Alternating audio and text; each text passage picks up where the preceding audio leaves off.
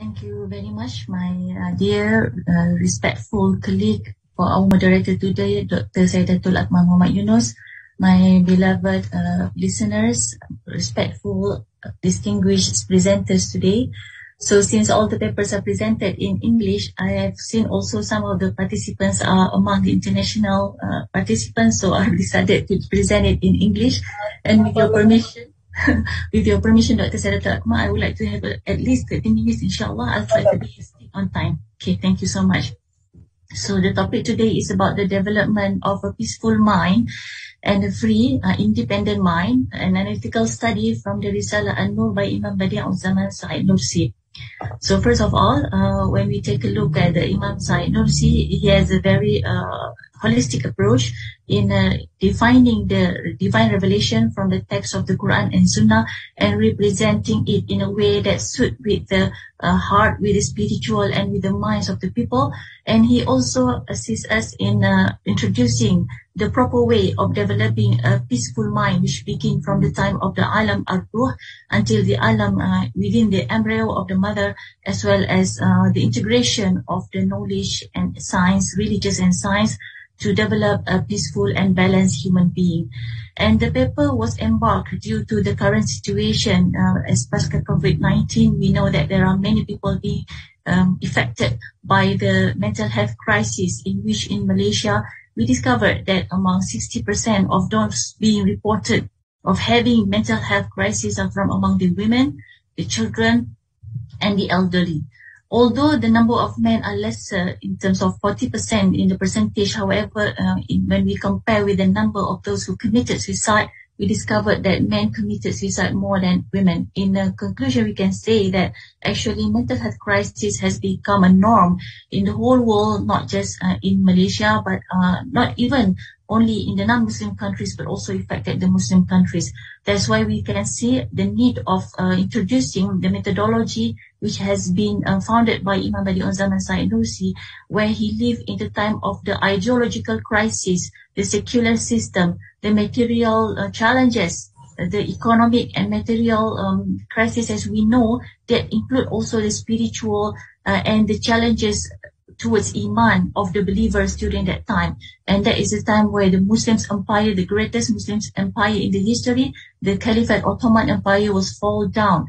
And interestingly, Imam Badi' Zaman Said Nursi is a person who lived within the four areas. The first one was in the time of the Caliphate Ottoman Empire, and then the fall of the Caliphate Ottoman Empire, and then the secular system, and also during the post-colonial, Ottoman Empire, after the fall of the Ottoman Empire, before the secular system take place. So he went through all these experiences. He was exposed with many kinds of challenges and attacks within and from outside of the country, from the Muslim empire at that time. Therefore, he went through a very significant psychological and spiritual development within himself, in which he gained the help from Allah Subhanahu wa Ta'ala. Yes? Yes, Dr. Saidatul Akmal? Yes? Any problem? Okay, so Imam Badi' Zaman Said Nursi has a compilation of Rasail An-Nur, which is a books of tafsir, where the scholars identified it as tafsir thematic and also tafsir al-Ishari. Okay? And I have chosen two of those compilation or collection of Rasail An-Nur for this paper, which is the Al-Maktubat and the Staff of Musa, or Asa Musa. Okay, our methodology is qualitative in nature, and we have not just referring to only one source of Rasail An-Nur from one language, as we know that it has been translated to many languages throughout the world, because this is one of the most readable tafsir which has been read by thousands and millions of people from different nations and different languages all over the world. So we have referred to three sources in order to ensure that we can grasp the proper understanding on the message delivered by Imam Said Nursi, and we referred to the English, Arabic, as well as the Malay translation of the Rasail An-Nur. And we also conducted a semi-structured interview with some of the experts from Turkey, from Pertubuhan Pemikiran Risalah Nur Said Nursi, and as well as Hayrat Malaysia. which are actually more likely to be similar in nature in terms of their organization. And then we use the descriptive presentation while analyzing the process, the root, as well as the development of the peaceful mind and the concept of education of mind, as well as its creation or structure. Then what we discovered that among the most significant and important points to be highlighted is that the Risalah Nur is a very successful methodology in creating the awareness during the secular time. Because as we can see that the book is written during the secular system taking place in the capital city of the Muslim Ottoman Empire during that time. And then it has been using a very simple language which could be understood by the society easily, and it has explained and discussed about the Quran from its root. And it is using a realistic explanation to the public and to the knowledge people so that it can be accepted and can be blended easily in their minds as well as in their hearts. It is really suitable with the reality of their life, and it is using a new approach in explaining the Quran in a way that it could help the public to understand the real message derived from the Quran, which will be beneficial and practical in our secular system and modern lifetime.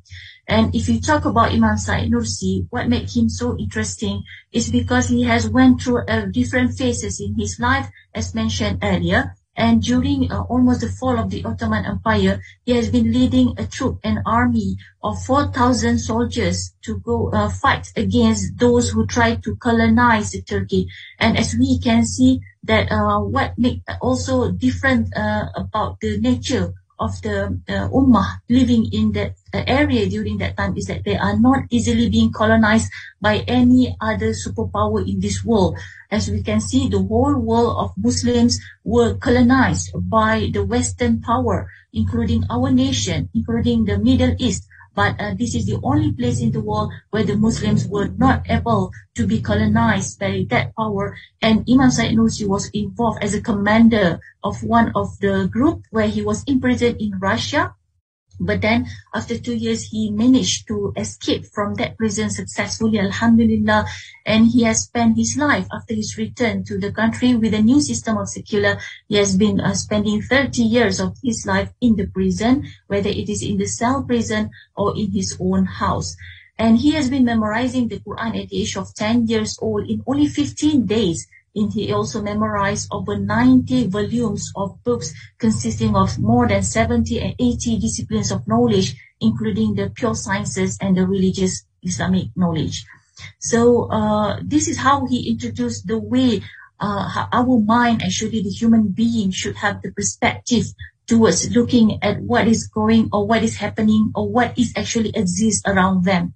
First of all, human being is introduced about the perspective of Allah subhanahu wa ta'ala. How do we look at Allah subhanahu wa ta'ala? Who is Allah? Knowing Allah subhanahu wa ta'ala as a way and as a mean for a human being to open their path to the success. Secondly, Imam Said Nursi also educate us on how do we look at the universe around us. This is where we can see that all these are created by Allah subhanahu wa ta'ala as a sign of His existence, and He's the one who sustained it. And this is also a sign that we is actually His slave. And then therefore we are subject to the rules and regulations stipulated by Him, and this can ensure the happiness within the human's life. So this is the ayah in Surah Al-A'raf, verse 185, where Allah SWT command us to ponder upon the creation of malakut as-samawati wal-ard, وَمَا خَلَقَ اللَّهُ مِنْ شَيْءٍ وَعَنْ أَسَىٰ أَنْ يَكُونَ قَدْ اقْتَرَبَ أَجَلُهُمْ فَبِأَيِّ حَدِيثٍ بَعْدَهُ يُؤْمِنُونَ. So as a true Muslim, we should not abandon or ignore whatever exists around us, because all this existence and these creatures are reciting the name of Allah, are the creatures of Allah running their tasks based on what Allah SWT has assigned them, let alone at us as the human being, as the Khalifa. We have more tasks to be fulfilled as compared to the rest of the creatures. And also, the third one is the way how do we look at our own self. In the Quran, Allah said, وَفِي أَنفُسِكُمْ أَفَلَا تُبْصِرُونَ. Allah command us to not just bother about what is going around us, what is around us, but also to what is inside us, what is within ourselves, so that we get to know about ourselves. And that is one of the basic rule how to be a good Muslims. Man arafa nafsahu, arafa rabbahu. Then we need to know ourselves before we know Allah subhanahu wa ta'ala. So generally, these are the three processes in order to develop a peaceful mind from the spiritual perspective as being put forward by Imam Syed Nursi in his compilation. Number one is that we need to develop it by knowing Allah subhanahu wa ta'ala, ma'rifatullah. Secondly, developing our mind by knowing the human spheres within our hearts, within ourselves. Again, thirdly is developing the mind by integrating between the religious knowledge and the sciences knowledge. So the first process is knowing Allah subhanahu wa ta'ala or ma'rifatullah will go through these stages and steps. As we can see, first of all, human beings need to do tafakkur in our life, contemplation, by looking at the ayat Qur'aniyah as well as the ayat kawniyah. Ayat Qur'aniyah is the Quran itself, whereby when we recite it, let's take a look at the meanings and the interpretation of those verses so that it can benefit us. That's the process of tafakkur. As well as the ayat kawniyah, the existence around us, all the living things are among the creations of Allah subhanahu wa ta'ala that need to be pondered upon, need to be contemplated and think about it, analyze about it, because it will bring us to know Allah subhanahu wa ta'ala. That is the second stage. That is ma'rifatullah, knowing Allah subhanahu wa ta'ala.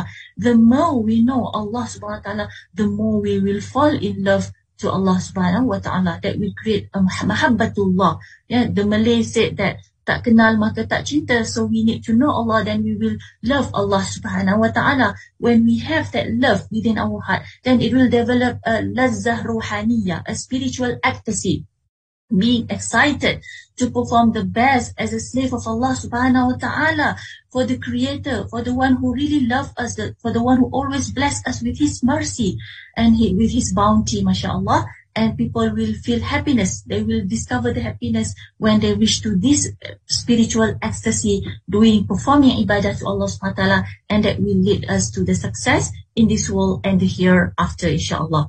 And the second process is to maintain and taking care of the human spheres within ourselves. If we look into ourselves, وَفِي أَنفُسِكُمْ أَفَلَا تُبْصِرُونَ, you will discover that actually within ourselves there are these spheres. Number one is the smallest spheres in the middle, as you can see there, is actually our qalb and our nafs, our heart, our stomach, our shahwa, our desire, our lust. That is the smallest thing which many people always abandon because we cannot see it. Although it is the smallest one, but in fact it is actually the most important one. This is what has been put forward by Imam Syed Nursi. Second is the da'irah jasad. Okay, so the second one is the jasad, or the physical. Okay, the physical part that we always see and we look at the mirror every day. Many people focus more on that rather than the one which is inside qalb and nafs. And more than that is the social. Yeah, we can see things happening around us, and also the watan, the nation, and finally is the world, the earth, and the whole creatures that is living in it. I'm sorry.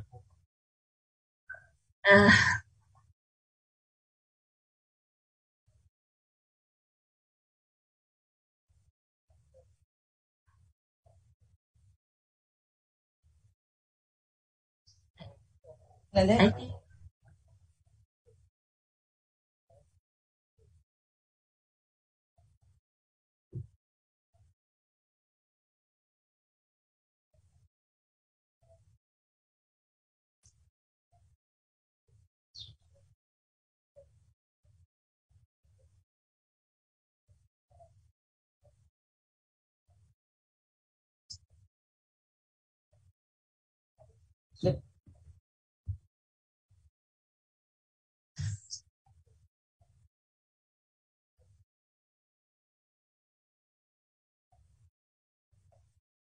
Assalamualaikum.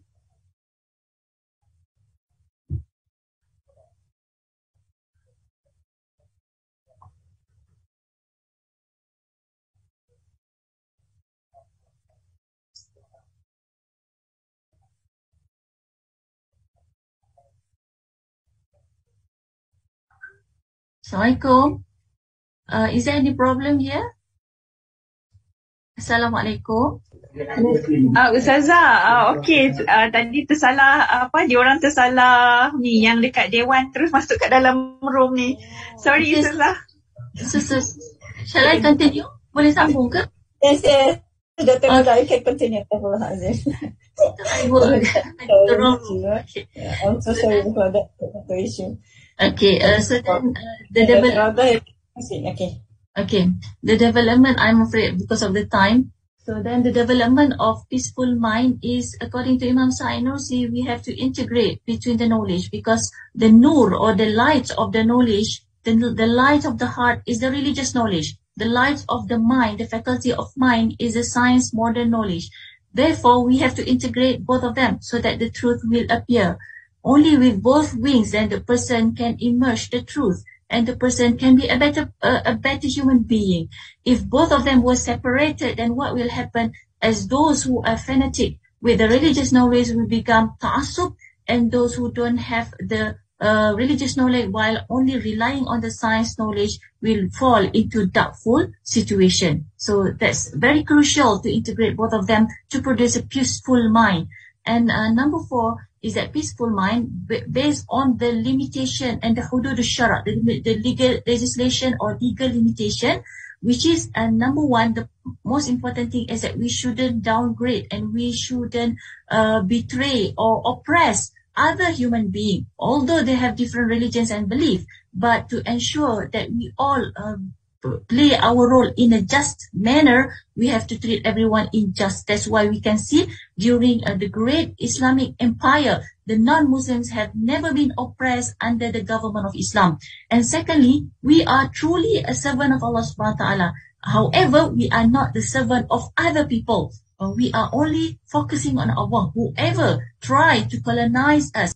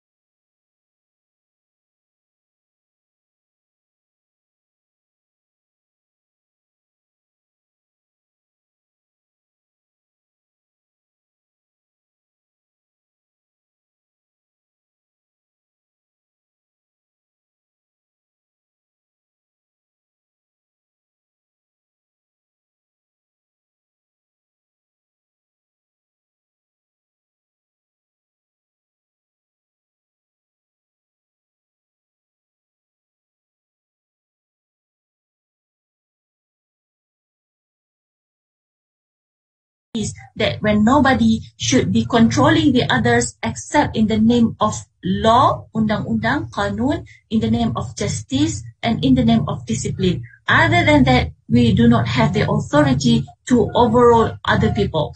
And then lastly is the process in developing to the mindful, the peaceful mind is number 1, it began actually in the life of Ruh, the Alamul Ruh. That one is no worry. Everyone has the fitrah of Iman. We just need to revert them back to that Iman in this life through our da'wah work. Secondly is the development in the embryo life, in the rahim, in the womb of the mother, which is actually very crucial.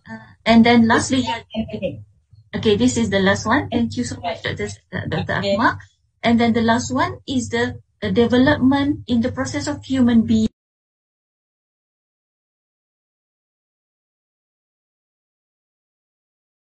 Now, Alhamdulillah. So what we can say that the whole Muslims world shouldn't be colonized, not just physically, but also ideologically. Unfortunately, in this secular system, we know that many people are still under the control of the Western philosophy in which we go against the teaching of Islam. So by studying Risalah Nur, we can see that long time ago, although Turkey is the most secular Muslim country in the world, but we can see now this is the result where we have seen many people from Turkey to Turkestan. That is the most western part is Istanbul, and the eastern part is Turkestan, now known as Xinjiang, China.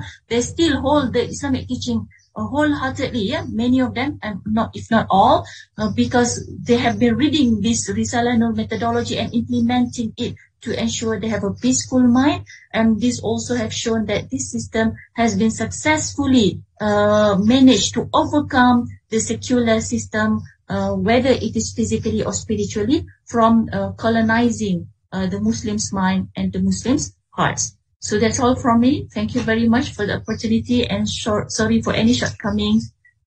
May Allah bless you, and thank you for your patience. Assalamualaikum warahmatullahi wabarakatuh.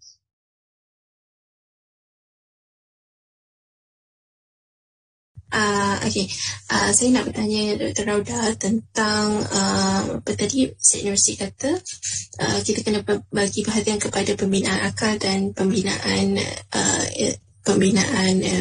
agama, kan. Jadi kalau dalam sekarang konteks pendidikan sekarang ni, contoh siapa yang dalam bidang agama, dia hanya akan belajar bidang agama sahaja. Jadi macam mana kita nak mengintegrasikan ataupun membentuk keseimbangan itu sendiri? Terima kasih banyak pada yang bertanya. Memang ada dalam paper itu kita discusskan. Sebenarnya itu adalah apa yang dialami oleh seluruh dunia Islam dalam dunia ini, yang mana sistem sekular telah mengambil tempat dalam setiap sistem pendidikan, terpisahnya ilmu agama dan ilmu nakli. Tapi Alhamdulillah kita telah melihat usaha-usaha mengintegrasikan tersebut. Sebenarnya Madrasatul Zahra dalam gambar itu ialah idea yang Syed Nursi cetuskan untuk menubuhkan sistem institusi pendidikan yang mengintegrasikan keduanya di bawah Khalifah Uthmaniyah, tapi tak sempat jatuh khalifah tersebut.